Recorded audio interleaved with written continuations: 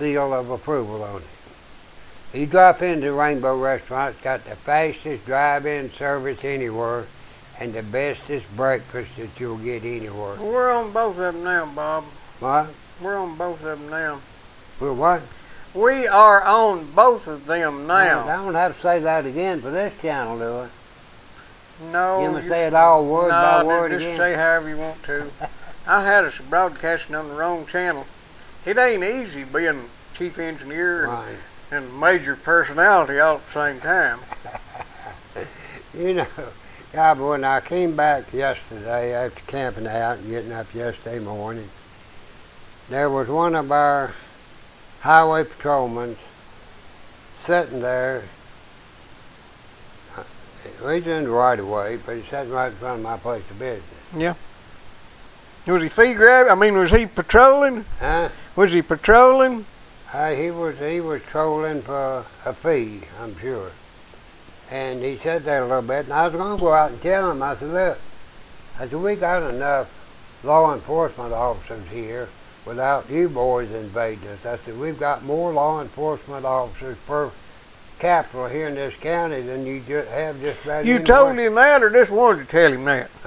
You told him that? No, I was going to, and he pulled off too soon. I think he thought I had something on my mind, so he pulled on off. And but I would have told him that we've got enough law enforcement officers here that we don't necessarily need an influx of highway patrolmen in our area.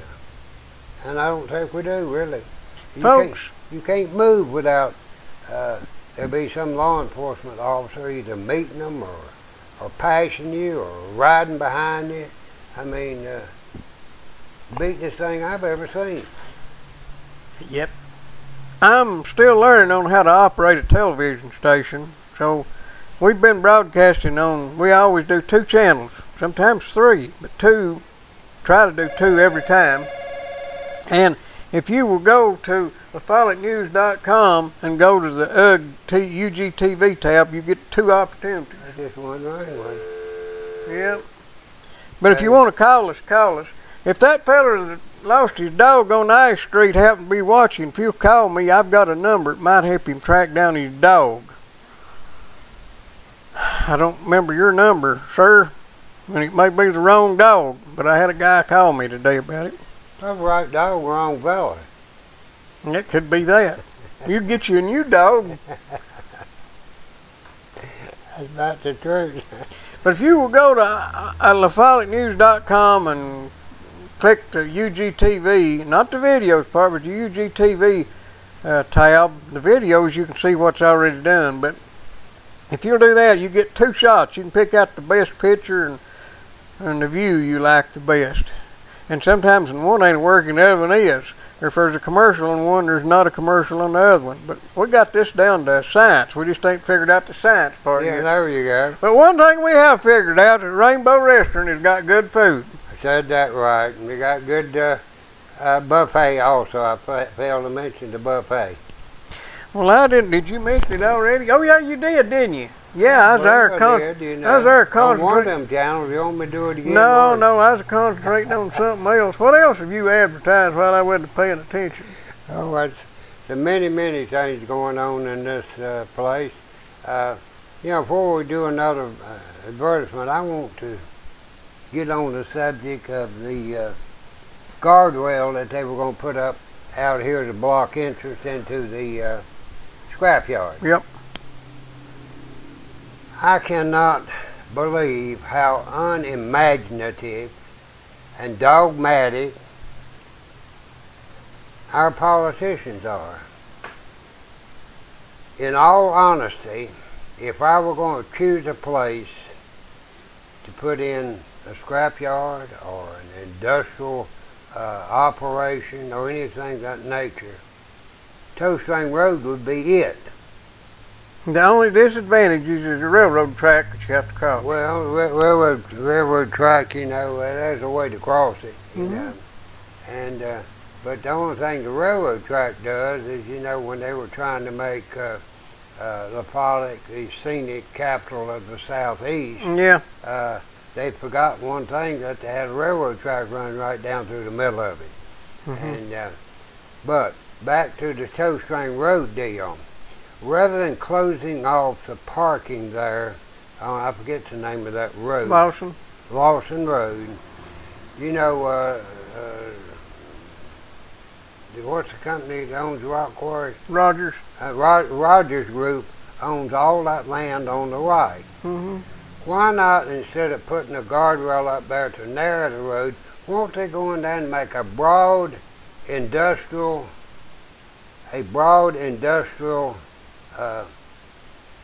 avenue going up through there? Going up and taking it around. I know they're going to go in front of the church, but that's no big problem. Churches and work should go together. Make a big broad one right on up around there and take it all the way back to the rock quarry. Mm-hmm. I know it's going to inconvenience some people. People that's lived there a long time. But they might as well face it, eventually all these idiots that we have in office now may eventually die off, and we might actually bring some industry into this area. Well, you know, I keep hearing some people talking for zoning as a solution to the problem. It's been my observation that there are two kinds of people that are supportive of zoning. There are those people who know that it will never apply to them because they're in the clique and can use it to their advantage, and the idiots. Right. You either know it ain't, have a reason to believe it won't apply to you, or you're a fool. Right. And the reason I say that is, why pass another law when you don't enforce what you've got? There are ample laws to protect those people out there right now, and they're not enforcing it. Why add more laws that they can use against you and try to change something when you don't enforce the ones you've got now? And the reason you don't enforce them, if that were you or me, and it was us, they'd have done had us shut down. But when you're messing with the clique, with the connected people, it don't work in your favor, and zoning will not work in your favor either. You're going to be up against the same wall. They won't enforce the laws they have. They selectively enforce the laws in this town here right now. They've had zoning for a long time, but you can still find lawnmowers being repaired in a residential area and garages being operated in a residential area, but you can't find business operated in a business area because everything is closed on the highway because it wasn't pretty enough for them, or it wasn't something. You go look at closed businesses, there's actually more business going on in the back alleys and the residential areas of this town than there is on Main Street, because we have these here high authority, big, well-connected people that know what's best for us, and it only applies to the people they want it to apply to, and that's all I've got to say about that. Hey, we just got one of those governmentalists, environmentalists, and green belt advocate converted. I don't think so. Well, he knows it's going to apply to him in the long run. Right. I mean, it's not going to apply to him in the long run. They're going to manipulate it to their benefit, just like they always will. But the feller that's worried about a sawmill across the road from him, besides being a fool to start with, ain't going to get no relief from more laws. He might find somebody to enforce the laws he's already got and do okay. Well, no, I don't think they're going to enforce the laws that they've got, you know. And one of the main advocates here in this county for zoning lives in an area that is inside the city. Yeah. And zoning will never affect that person. No. And the only thing is, he's a little bit foolish in that it's not going to do what he thinks it's going to do. It's just going to create another bureaucracy. It's going to create an opportunity for more graft and corruption to occur in order to get favorable ruling if you want to put a business in a non-conforming zone. The laws are on the books to protect people from any legitimate complaints, but they're not enforced, and they won't be enforced against people that are connected in the proper way. You take an old fool like Bob or me that goes out there and tries to make a living, they'll shut us down, but they won't do that to somebody that you really got a problem with. Me or Bob, either one, would be willing to work with a neighbor, but the people that don't care about you and won't work with you, you're not going to be affected by any more laws because they don't obey the ones they've already got. But you know, I know we've got the laws on the books to shut some businesses down, But what I'm looking for is laws on the books that will keep some businesses open. We don't have that. We just don't have that. It ain't going to happen. I know that. And Tell you what you can expect. You can expect the people that are in favor of more regulation to always expect it not to apply to them, or to be dumb enough to think that it's going to help them out when somebody that does have connections wants to override the law. I guarantee you could zone that area out there on Toe String Road. And if the right people wanted to put a scrapyard there, they'd put it in the front yard of that church up there. Yeah. Now, first off, you can't pass any retroactive laws unless it's you or me to put anybody out of business out there that's already in. It's all right to retroactively put you out of business, a business that was the same as it had been since 1961, but that don't apply to you. They throw you out, but they won't do it to somebody else. They won't do it. When they're connected, they won't do it. That is the problem, you know, is when you pass a law, oftentimes it is only enforced on occasion. Yep. And the occasion being when that somebody is rubbing you wrong, or maybe they might be taking part of your profit, then you use the power of the government to put them out of business. You remember we went up and visited a lady who had a problem with water that had been imposed on her through violations of ordinances, and she was there first. But do you see anybody running to her rescue? No. I mean, you won't. No, I know that. Even though we have put up a pretty good defense for those that are being picked on right now. And I think that's all just superficial. That's part of the pecking order. I don't think anything's going to come of it. Well, they'll grow out of it or quit one. It's not sustainable the way it is. But one thing for sure, they could get some of that Dixie concrete and pave it over and they wouldn't have no problem. That's exactly right, you know. And, you know, if they put that place in Dixie concrete, they'd have it made. Yeah. It wouldn't be a bad place to do business, would it? No, it wouldn't be. It sure wouldn't be. And, but you know, Dixie concrete's been in business, what, since the 70s? Well, they was raised down there selling coal and making a living, but I think they went into concrete business, in the early 70s. They about starved to death and had to find an occupation and done right good. They sure learned how to make concrete. Right. And did you know that one of the things that happened with our previous county commissioners, that they were in cahoots with the city up there, try to find some way to put Dixie Concrete out of business. Because they didn't think it looked good sitting over there on that side of the railroad track. You know, you could see it too good. After the train went by, you could see it too good. No, they're on this side of the railroad. I know they're on this side, but when you go down to the 4-lane, when you go down to the train's behind there. Oh yeah, I know. All right, yeah, you're right. Bob's lost again. You're right. If you see him out wandering around, bring him home. Because I got in an argument with Elizabeth today as to exactly which way the weather come from, whether it come from the west or whether it come from the east. What was you arguing? West. You know, that don't make sense. Why? Looks like the earth would turn in. I mean, would turn into the weather. Well, it's going the other way, see? Yeah. I twisted wrong. Looks like the earth would turn into the weather, but it don't. Looks like it would run into the, but it actually brings, the atmosphere brings it with it. Well, no, what I'm saying, since it's a turning and going east, looks like we'd get London's weather in 6 hours, but we don't. No. We get Missouri's weather in 6 hours. Yeah. If it get, we get Missouri weather. In North Carolina, a lot of times, the mountains shut it off and it goes north. Yeah. So They getting a little rain over there today, ain't they? In fact, they are. Yeah. Nick's Concrete, don't forget them, and don't forget Rainbow Restaurant. They're right up above the speed hump dip, hump dip, hump dip. They fixed one of them holes down there a little bit. And Wilson's Gas, got to tell them about Wilson's Gas at 562-5444, right in the middle of the road in Sawmill Holler, don't we? I know. I go down there, and there he is, just a brave soul out there, you know, and he's got a double... Lighting them torches? Yeah, just like there wasn't no traffic anywhere around him.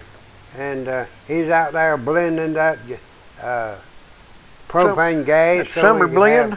Have whatever blend you want.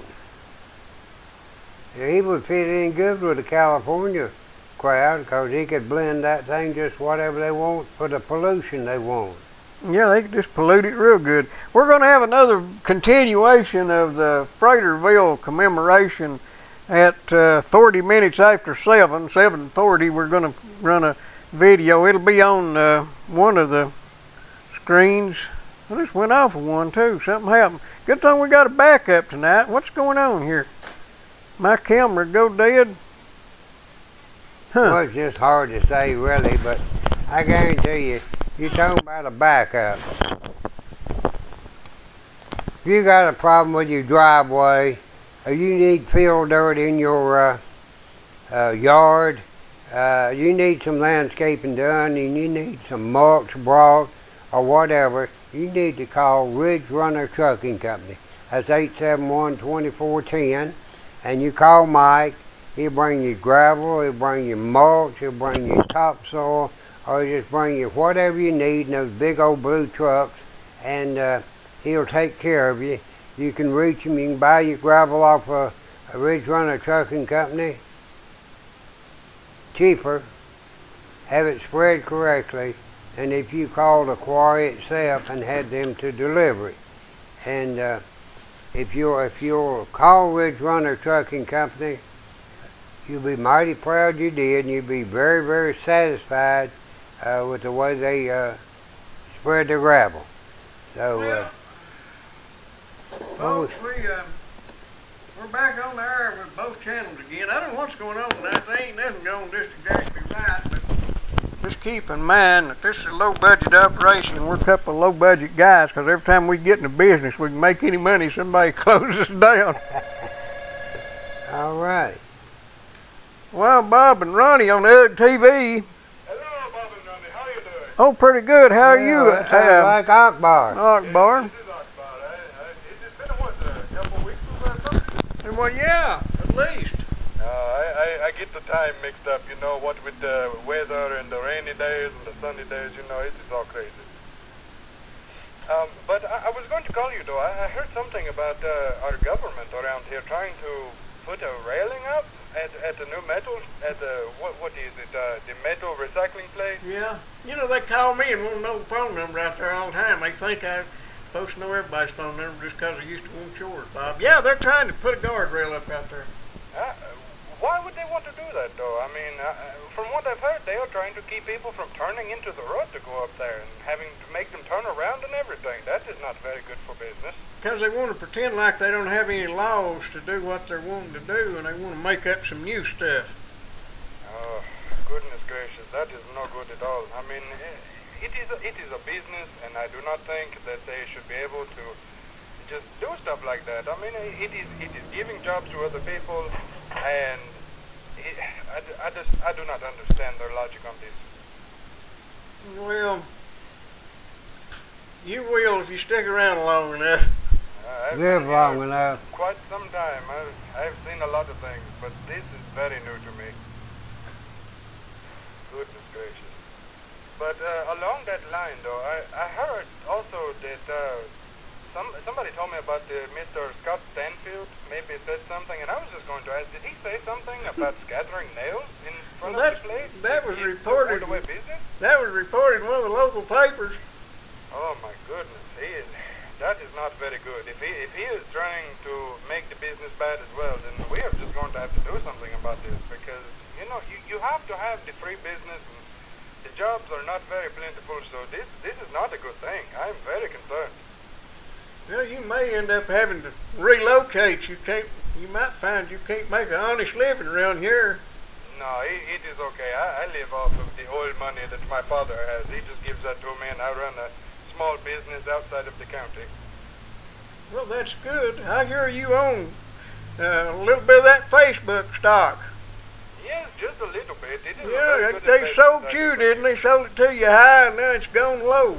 Yes, I know, but I am waiting. I am not going to sell it back. I am going to wait until the Facebook gets good again, and I will sell the stock back and make a bucket of money.